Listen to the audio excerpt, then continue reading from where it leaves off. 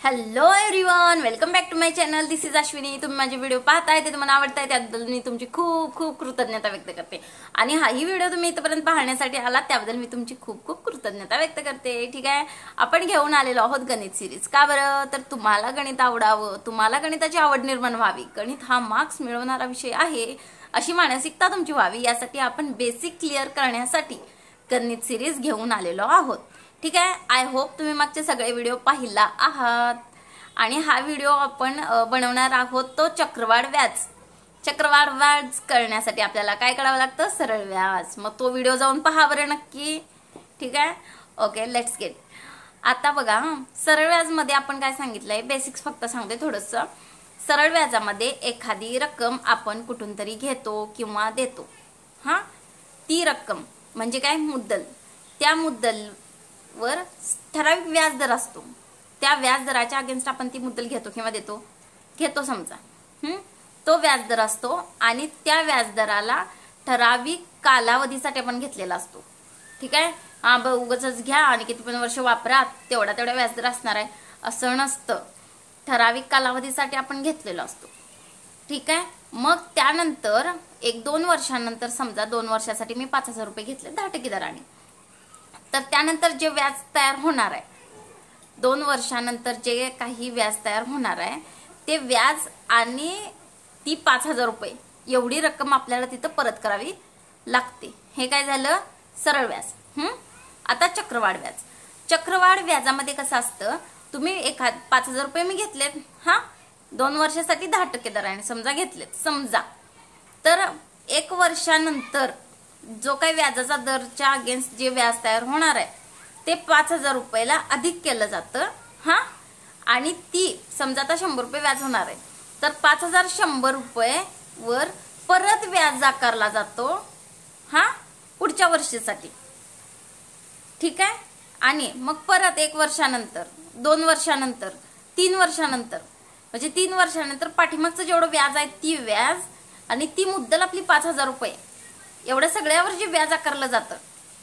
ठीक आहे, आणि व्याज आकारल्यानंतर तयार होणारी जी रक्कम आहे ती त्यांना परत केली जाते. या सगळ्या घोटाळ्याला काय म्हणायचं?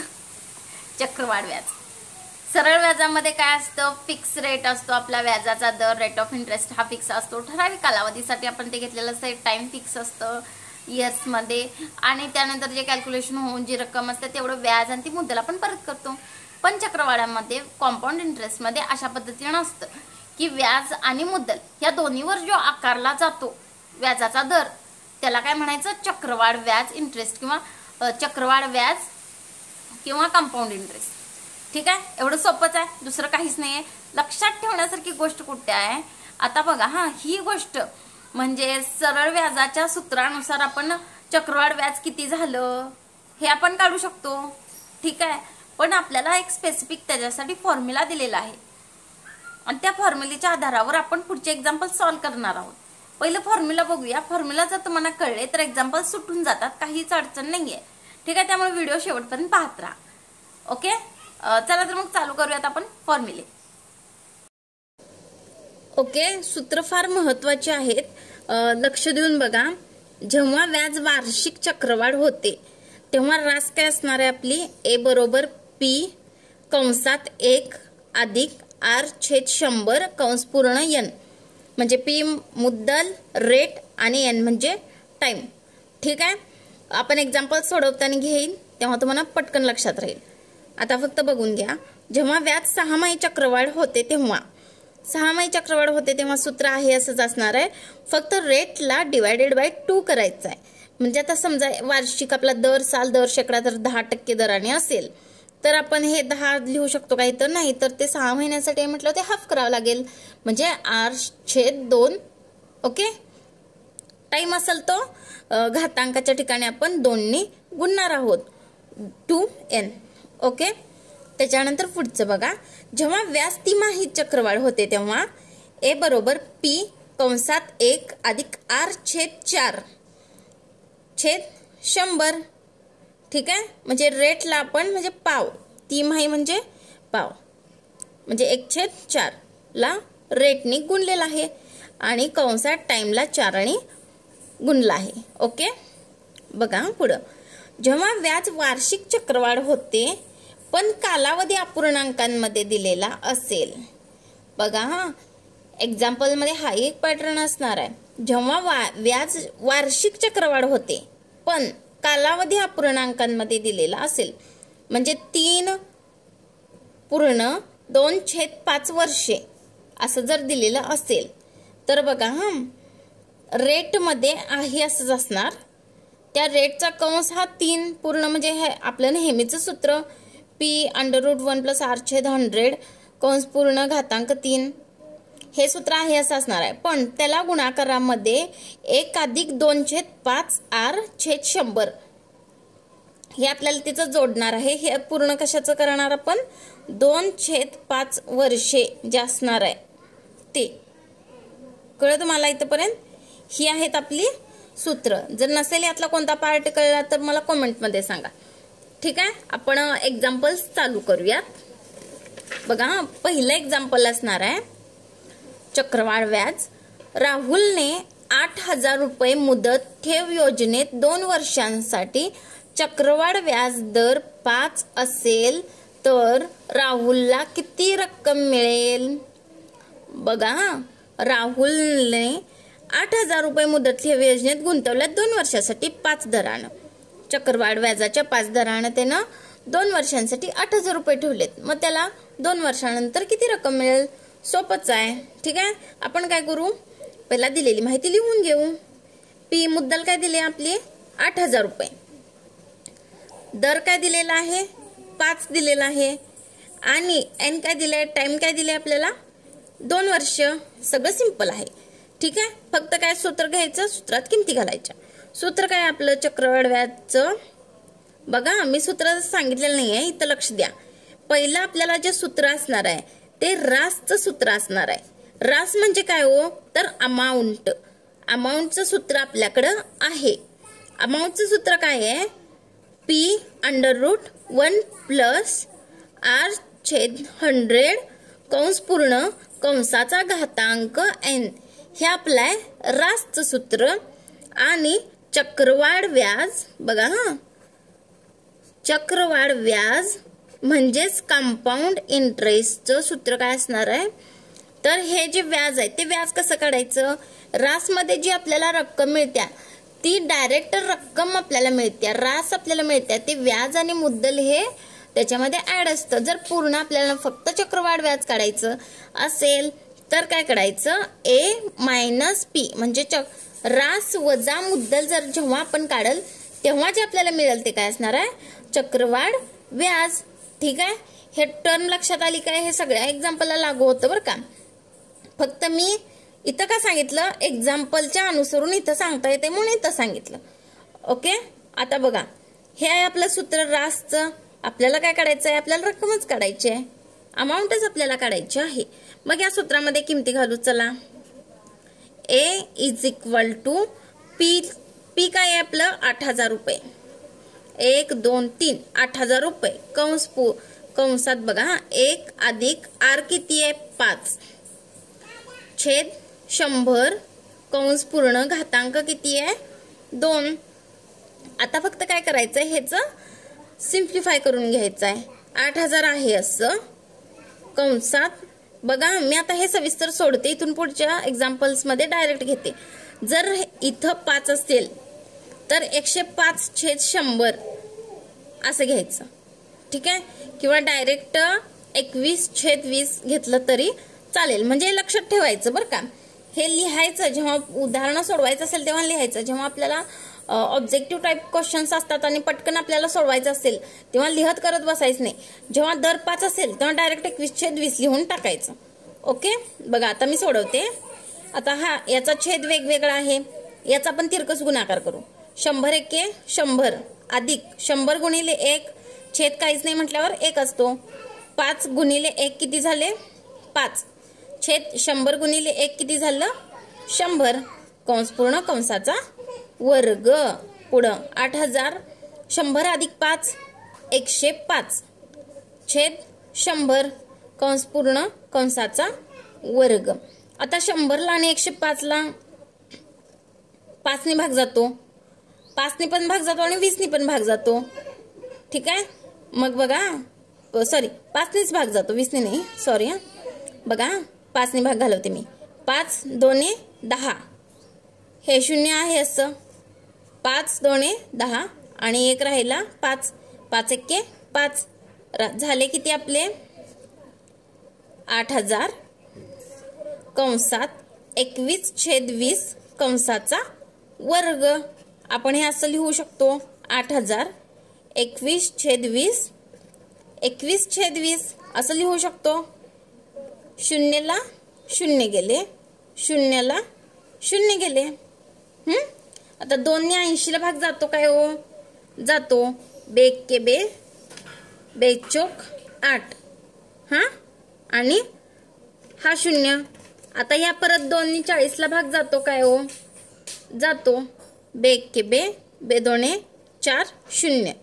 झाले किती 20 कंसात 21 कंसात 21. 21 चा वर्ग आपल्याला येतो, पाठ असायलाच पाहिजे, यायलाच पाहिजे. 21 चा वर्ग 441. 20 गुणिले 441. बघा हा, आता 441 ची दुप्पट हे तोंडी यायलाच पाहिजे बरं का. 4 ची दुप्पट 8, 8 आणि 2, 8 8 2 हा, 8 8 2 आणि हा 0. हे कसं केलं कळलं काय तुम्हाला? इथं करते बघा. 441 गुणिले 20 हे केलं मी. 0 आहे असा लिहिला, 2 ने गुणलं. 2 के 2, 4 2 8, 4 2 8, 8820. ठीक आहे. आलं का लक्षात? हे कसं लिहिलं? 8820 कसं आलं? फक्त काय केलं, हे सूत्र लिहिलं. सूत्र पाठ करून ठेवा, पाठच करून ठेवा आणि मग सूत्रात किमती घातल्या आणि आपलं काय उत्तर आलं 8820. म्हणजेच राहुलला 8820 रुपये मिळतील. ठीक आहे. कळलं? सोपं आहे, काहीच अवघड नाही. एकदा बघा पहिलं एक्झाम्पल, त्यानंतर सगळे एक्झाम्पल तुम्हाला सुटून जातील. ओके. Next example. दर साल दर शेकडा 12 दराने 3 वर्षाने 25,000 रुपयाचे चक्रवाढ व्याज किती? बघा इथं काय विचारले आपल्याला? CI विचारलंय, कंपाऊंड इंटरेस्ट विचारलेलं आहे, चक्रवाढ व्याज विचारलेलं आहे. बघा आता पहिलं काय करायचं, लिहून घ्यायचं जे काय दिलंय ते. मुद्दल प्रिन्सिपल किती दिलेला आहे, P किती दिलेला आहे 25,000. ठीक आहे. P किती दिलेला आहे 25,000. रेट किती दिलेला आहे 12, दर साल दर शेकडा 12 आणि टाइम काय दिलेला आहे 3 हा. मग आता सूत्र काय आपल्याकडे? सूत्र कशाचं आहे? A चं सूत्र आहे. रास किती आहे? रासचं सूत्र काय? P कंसामध्ये 1 अधिक R/100 कंस पूर्ण कंसाचा N कंसाचा घातांक N. आता या सूत्रामध्ये किमती घाला बरं. P किती आहे 25,000. त्यानंतर 1 प्लस R किती आहे 12/100 कंसाचा घातांक N. आता सोडवा बरं. हे कसं सोडवताय? 25,000 आहे असं. तर 12 आहे म्हटल्यावर कसं करायचं? 112 लिहायचं डायरेक्ट. 100 1 100, 12 1 12, 100 आणि 12 किती 112. सॉरी, टाइम दिलेला आहे, N दिलेला आहे, ते किती येणार 3. इथं या 112/100 कंसाचा घन कंसाचा घातांक 3. ठीक आहे. आता बघा 100 ला आणि 112 ला 2 ने भाग जातो. मग 2 ने भाग घालवा बरं. कसं? 2 पंचे 10 हा 0, 2 पंचे 10 राहिला 1, 2 सख्ख 12. 25,000 56/50 कंसाचा घातांक 3. आता परत याला 2 ने भाग जातो बघा. 2 2 4, 2 पंचे 10. ठीक आहे. 2 2 4, 2 8 16. ठीक आहे. बघा म्हणजे किती आलं 25,000 गुणिले 28/25 गुणिले 28/25 गुणिले 28/25. हे कसं आलं कळलं का तुम्हाला? डायरेक्ट आपण काय केलं, इथं 28/25 चा घन लिहिण्याऐवजी मी डायरेक्ट असं लिहिलं. चालतंय काय? ओके. मग आता आपण भाग घालूयात. 25 एक्के 25. हा, 25 एक्के 25 राहिले किती? 1000. ओके. मग आता हे 25 एक्के 25, 25 चोक 100 राहिले 40. ठीक आहे. आता बघा 5 ने भाग घालू याला. 5 5 25, 5 8 40. मग आता राहिलं काय? तर 8 गुणिले 28 गुणिले 28 गुणिले 28/5. बघा 28 गुणिले 8 मी आता इथं डायरेक्ट लिहिते, तुम्ही करा. 224 गुणिले 28चा वर्ग किती आहे हो? 28चा वर्ग आहे तो 784. ठीक आहे. छेद 5. हे सगळं सिम्प्लिफाय करून झाल्यानंतर जे आपला आन्सर येणार आहे ते 35,123.2 हे येतंयच. तुम्ही एकदा करून बघा. इथं आपला टाइम नको जायला. ओके. हे काय आलेलं आहे हो आपलं? हे आलंय रास, म्हणजे काय आलंय? अमाऊंट आलेली आहे. आणि आपल्याला काढायचं आहे काय? तर compound interest CI = A - P. मग A किती आहे आपली? 35,123.2 वजा P किती आहे? P 25,000 आहे.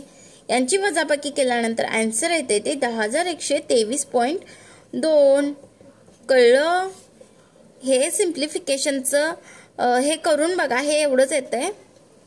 ठीक आहे. मग तुमची प्रॅक्टिस पण होऊन जाईल. अशा तऱ्हेने आपण कंपाऊंड इंटरेस्ट काढलेला आहे. फक्त काय तर सूत्र माहीतच आहे. आय होप तुम्हाला माहित आहे. ह्या सूत्रामध्ये या किमती घातलेल्या आहेत. किमती घातल्यानंतर सिम्प्लिफाय केल्यानंतर आपल्याला जे आन्सर येणार आहे ते असणार आहे रास असणार आहे. आणि रास कंपाऊंड इंटरेस्ट बरोबर रास वजा रक्कम, रास वजा मुद्दल. मग हे रास वजा मुद्दल केल्यानंतर आपल्याला जी रक्कम मिळणार आहे ती आपला असणार आहे व्याज. ते आपला असणार आहे कंपाऊंड इंटरेस्ट. ठीक आहे. कळलं तुम्हाला? चला तर मग पुढचं उदाहरण आपण घेऊया. समीरने 15,000 रुपये 10% दराने 1 वर्षासाठी गुंतवले. जर व्याज हे 6माही चक्रवाढ होत असेल तर समीरला वर्षाखेर किती रक्कम मिळेल? आपण पहिल्यांदा सूत्र आपण जे बघितलेले आहेत ते तुम्ही परत बघा बरं का, कारण त्याच्यावर आधारित हे एक्झाम्पल असणार आहे. त्यानं काय केलंय? 15,000 रुपये 10% दराने 1 वर्षासाठी गुंतवलेत. ठीक आहे. पण चक्रवाढ होत असताना ती 6माही चक्रवाढ होत असणार आहे. ते काय वर्षाने होत असेल तर सूत्रामध्ये बदल करण्याची गरज नाही. ठीक आहे. बघा कसा बदल आता सूत्रामध्ये होतोय आपला. P म्हणजे किती? रक्कम किती आहे आपली? मुद्दल किती आहे? तर 15,000 रुपये. ठीक आहे. त्यानंतर R किती आहे? रेट ऑफ इंटरेस्ट किती आहे? तर 10. त्यानंतर टाइम किती आहे? 1 वर्षासाठी. ओके. बघा पण म्हणजे पण काय आहे? तर चक्रवाढ ही 6माही होत आहे. 6माही होत असेल तर काय करायचं? तर ए जे असणार आहे आपलं चक्रवाढ 6माही होत असताना ए बघा हा P कंसामध्ये 1 अधिक R/2 असा असणार आहे. हा पॉइंट महत्वाचा आहे बरं का. चक्रवाढ 6माही होत आहे असं जर असेल तर R/2 घ्यायचं रेट मध्ये आणि टाइम मध्ये 2n लिहायचं. एवढंच करायचं. बाकी काहीच हलवाहलवी करायचं नाही. जसा फॉर्म्युला आहे तसाच लिहायचा. त्याच्यामध्येच किमती घालायची. आपल्याला उत्तर मिळून जाईल. As simple as that. Okay. P किती आहे आपलं? 15,000. 1 अधिक R/2. बघा मी तुम्हाला कळण्यासाठी कसं लिहिणार आहे आता. R आहे तो आपला 10 आहे. मग हे 10/2 गुणिले 1/100 असं लिहिलं तर चालतं. ओके. आणि 2 गुणिले 1 वर्ष आपला हा कालावधी आहे. चला तर मग हे सिम्प्लिफाय करून घेऊयात आपण. 15,000 1 अधिक 2 पंचे 10 म्हणजे 5/100 असं येणार आपलं. आणि 2 एके 2. ओके. बघा किती सोपं आहे हे. 15,000 इथं लिहायचं. मी काय सांगितलं, इथं जर 5 असेल तर ह्याच्यामध्ये हे मिळवायचं हो. इथं कोणताही आकडा असेल, 5, 10, 15, 20, 25 काही जरी असेल तर ती खालची रक्कम वरच्या रकमेमध्ये मिळवून टाकायची. कधी फक्त ह्या सूत्रासाठी, कारण इथं कसं आहे 1 अधिक आहे. ठीक आहे, मग 105/100 असं लिहू शकतो आपण.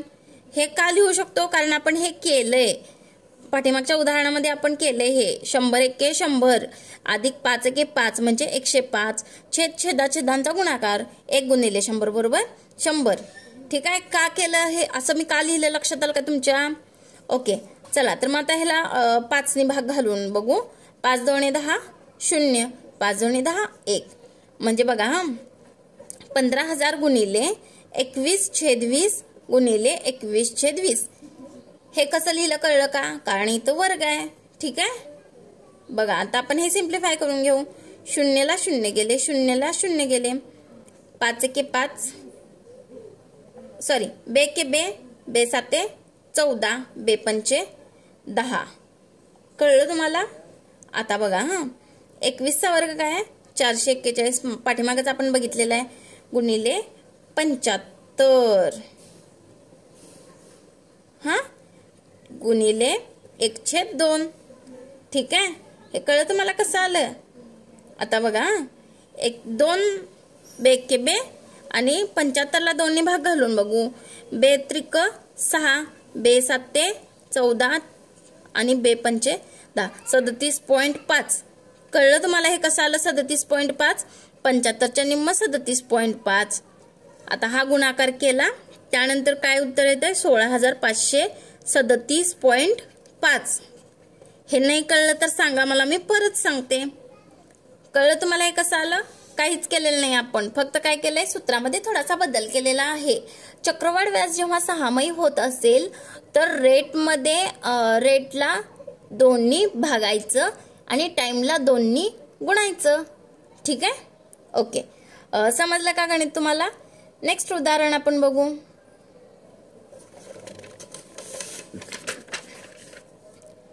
दर साल दर शेकडा 16 दराने 15,625 रुपयाचे 9 महिन्याचे चक्रवाढ व्याज किती जेव्हा चक्रवाढ तिमाही होत असेल? बघा टिप काय दिली आपल्याला. जेव्हा चक्रवाढ तिमाही होत असेल तर दर साल दर शेकडा 16 दराने 15,625 रुपयाचे 9 महिन्याचे व्याज किती? आपल्याला काय विचारलंय? चक्रवाढ व्याज दिलाय, विचारले. पी किती आहे हो? 15,625. आर किती आहे? 16 आणि एन किती आहे तर 9 महिने दिलेत. बघा 9 महिने दिलेत. हा, मग आपण 9 महिन्यांच्या वर्षांमध्ये कन्वर्जन करू शकतो.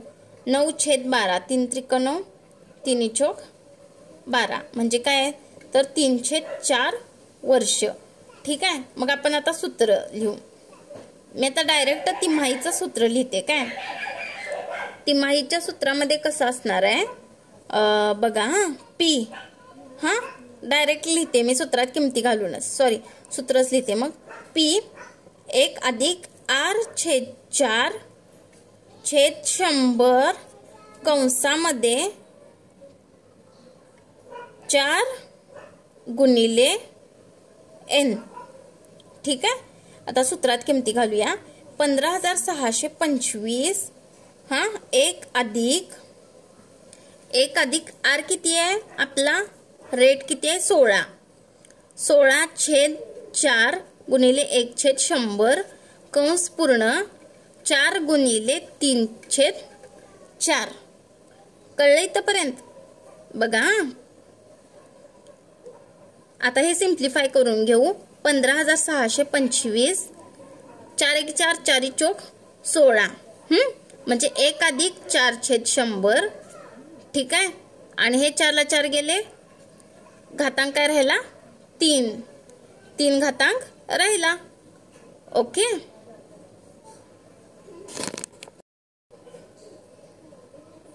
बघा आता मग 15,625. आता हे मी असं लिहू का डायरेक्ट? 104/100 कंसाचा घन. ठीक आहे, मग आता इथं बघा 15,625 ह्या 104 ला आणि 100 ला मी कशाने भाग घालवते, 4 ने भाग घालूया।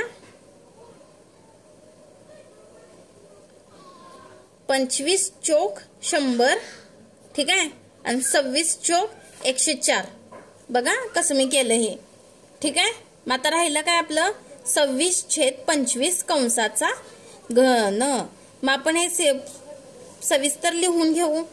15,625 गुणिले 26/25 गुणिले 26/25 गुणिले 26/25, 25 एके 25, हा, आणि 25 5 सव्वाशे, 25 सक्क 150 म्हणजे 625। बघा मी कसं केलं। आता बघा 25 एके 25, हा, 25 गुणिले 25 625, हेला हे 25 गेलं, ठीक आहे। राहिलं काय आपलं 26 गुणिले 26 गुणिले 26। कळलं इथपर्यंत तुम्हाला? आता हा गुणाकार करा। हा गुणाकार केल्यानंतर आपल्याला काय रक्कम मिळते, 17,576। पण हे काय आहे हो, तर हे काय आपली रास आहे। मग आपल्याला काढायचं आहे काय, तर कंपाऊंड इंटरेस्ट काढायचा आहे। मग बघा इथं ए किती आहे, 17,576 वजा 15,625, उत्तर काय आलं आपलं 1,951 रुपये कंपाऊंड इंटरेस्ट। 1,951 रुपये हे काय आपलं असणार आहे, चक्रवाढ व्याज। कळलं का सगळ्यांना? काहीच अवघड नाही आहे, फक्त हे सूत्र आहे, ह्या सूत्रात किमती घातलेल्या आहेत, त्यानंतर आपण हे गणित केलेलं आहे, हे इथं फक्त सिम्प्लिफाय केलेलं आहे। ओके, नसेल समजलं तर कमेंट मध्ये सांगा, हेच गणित मी परत सांगते, ठीक आहे। चला तर मग पुढचं गणित बघूयात आपण। प्रश्न काय असणार आहे आपला, जर दशादशे 10 दराने 1200 रुपयाचे 1 वर्षांनी होणारे सरळ व्याज आणि चक्रवाढ यांच्यातील फरक किती असेल, जर व्याज हे 6 माही चक्रवाढ होत असेल तर। ओके, आपण काय करू, पहिलं दिलेली माहिती सगळी लिहून घेऊ। मुद्दल किती आहे, 1200 रुपये, दर किती आहे हो, 10, ठीक आहे, आणि वेळ किती आहे, कालावधी किती आहे आपला, तर 1 वर्ष। ओके, पहिल्यांदा काय काढू आपण, सिंपल इंटरेस्ट काढू। सिंपल इंटरेस्ट मधले आपल्याला डायरेक्ट फॉर्म्युलात मध्ये किमती घालू। बघा 1200 गुणिले 10 गुणिले 1/100, हे शून्यला शून्य गेला, शून्यला शून्य गेलं, अरे वा डायरेक्टच निघालं। सिंपल इंटरेस्ट बरोबर 120 रुपये। कळलं? आता आपल्याला काय करायचं आहे, चक्रवाढ व्याज, ते पण कधी, जेव्हा व्याज हे 6 माही चक्रवाढ होत असेल तेव्हा। बघा मी कसं लिहिते, डायरेक्ट सी आहे इज इक्वल टू, आता किमतीच घालते बघा, पी 1200 कंसामध्ये 1 अधिक r/2, r किती आहे 10 आहे, 10/2 किती 5, मी तर 5 लिहिते बघा, 5/100 आणि कालावधी किती आहे 1 आहे, हा, 1 गुणिले 2 किती 2 असं, ठीक आहे। वजा पी किती आहे, हे झालं आपलं ए, हे झाली मुद्दल, हे झालं अमाऊंट, आपलं रास ही झाली। ओके, हे एवढा पार्ट आहे आपली रास झाली, रास वजा मुद्दल। आता इथं मुद्दल किती आहे आपली 1200 रुपये। ओके, चला तर मग आपण डायरेक्ट करूयात। 1200 105/100 आपण मागच्या उदाहरणामध्ये बघितलेलं आहे। 105/100 म्हणजे दोघांना जर तुम्ही 5 ने भागला तर किती येते हो, 5 दोणे 10, 5 एके 5, 21/20, हा, आणि याचा वर्ग आहे म्हणून मी डायरेक्टच लिहिते आता 21/20। हे आलं पाहिजे बरं का, आलं पाहिजे म्हणजे आलंच पाहिजे असं डायरेक्ट करणं। मग हे आपण करूया आता, शून्यला शून्य गेले, शून्यला शून्य गेले, बेके बे बेसख्ख 12, बेके बे बेत्रिक 6, 21चा वर्ग 441 गुणिले 3, हा, वजा 1200, 3 एके 3, 4 त्रिकम 1200, 2 हात चलेला 1, 4 त्रिकम 12 आणि 13, 1323 वजा 1200 झाले किती 123। 123 काय आलं आपलं, कंपाऊंड इंटरेस्ट, चक्रवाढ व्याज। बघा चक्रवाढ व्याज काय आपलं 123। आपल्याला काय विचारलंय, फरक, फरक काय असणार आहे आपला 123 वजा 120 बरोबर 3 रुपयाचा फरक आहे बघा. बघा, व्यावहारिक आयुष्यामध्ये चक्रवाढ व्याज, सरळ व्याज, शेकडेवारी ह्या गोष्टी आपल्याला आल्याच पाहिजे. तर जर तुम्ही म्हणजे कोणत्याही क्षेत्रात असला तरी ह्या गोष्टी तुम्हाला कळल्याच पाहिजेत. 1 वर्षांनी 1200 रुपये त्याने 1 वर्षासाठी ठेवलेले, ठीक आहे. मग जर त्यांना सरळ व्याजाने जर ठेवलं तर त्याला 120 रुपये व्याज मिळणार आहे. पण ते जर त्यानं 6 महिने चक्रवाढाने ठेवलं तर आपल्याला मिळणार आहे ते व्याज किती असणार आहे? 123 रुपये. म्हणजे 3 रुपयाचा फरक इथं पडतो. कळलं तुम्हाला? म्हणजे चक्रवाढ व्याजची कॉन्सेप्ट तुम्हाला कळली काय? सरळ व्याजामध्ये कसं असतं, सगळं डायरेक्ट फक्त जी मुद्दल असणार आहे त्या मुद्दलीवर तुम्हाला कितीही वर्ष म्हणजे एकाच दराने तुम्ही ती मुद्दल वापरू शकता, जेवढ्या वर्षाचं तुम्ही डील केलेलं असाल ते. पण चक्रवाढ व्याजामध्ये तसं नसतं. चक्रवाढ व्याजामध्ये दिवसागणिक तुमचा व्याजाचा दर हा म्हणजे तोच जरी असला तरी जी मुद्दल आहे ती बदलत असते ना. कारण मुद्दल ह्या वर्षी 5000 रुपये जर असेल तर पुढच्या वर्षी जे वर्षाखेरचं व्याज असणार आहे त्या व्याजावर पण त्या व्याजावर आणि त्या मुद्दल हे दोन्ही मिळून झालेल्या रकमेवर पण व्याज आकारलं जातं, ठीक आहे. हा मेन फरक चक्रवाढ व्याज आणि सरळ व्याजामध्ये आहे. गणित फार सोपे आहेत. आपण अजून एक सेशन फक्त उदाहरणांचाच घेणार आहोत, ठीक आहे. ओके,